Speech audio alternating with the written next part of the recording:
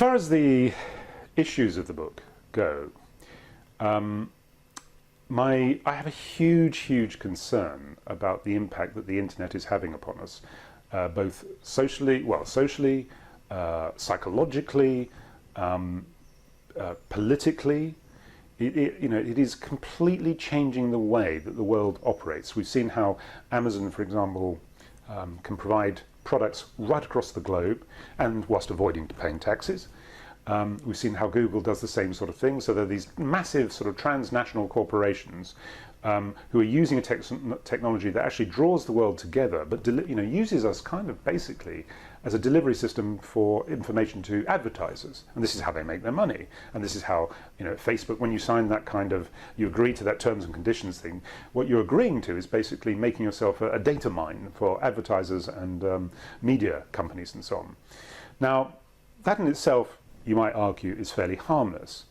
But once this becomes used in a political way, as we saw during the recent election in America, where there were political consequences of something that was done for commercial reasons. So there are a bunch of these kids in Macedonia who created this kind of clickbait stuff on Hillary Clinton, which was going out and loads of people going, wow, I never knew that about her, and then looking up similar kinds of stories, and all these things were being used to generate advertising clicks, and they had a huge political kind of knock-on effect. Now, that's an accidental benefit for Trump this time round, but next time round you can be sure that politicians will be thinking about this and using it. And perhaps one of the biggest concerns we might have is that, what if Mark Zuckerberg, for example, decides that he's going to make a play for the presidency? Here is a guy who controls the algorithms, which data mine all this stuff and put the right kinds of stories in front of people on Facebook. So he can start planting stories to his own benefit. I'm not saying that he would. Maybe he's a very nice guy. I'm sure he is. But the temptation must be there to use things like Facebook in order to sort of further your political career. And I would be surprised if we don't see some sort of leading figure in the internet industry. I'll be surprised if by the, say, 2025, that person hasn't sort of stood for election as president of the United States.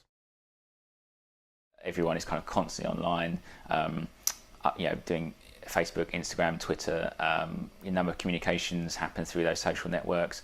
Every day there's new innovations, whether it be AI or driverless cars, and data mining, that kind of thing. So what we're kind of trying to do is we're trying to, as human beings, as we're trying to sort of navigate our way through this change, is have our characters actually have the same dilemmas as us.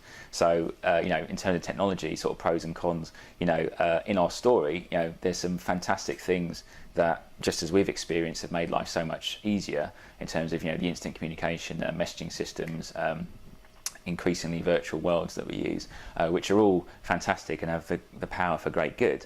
But also it's worth pausing to consider, okay, that's all the great stuff, but what happens with the not so good stuff? And part of our story looks at the consequences of certain technologies being out of control or unregulated or exploitative, morally and ethically of people, and the long-term effects of that for them personally, but also on a wider level. So I'm not trying to give too much away because we think you should read the book, but there's certainly a lot of grey areas with this technology, and really just to give people the chance to have a debate and consider for themselves, what sort of future do they want to create, and also what sort of future they want for their families and children.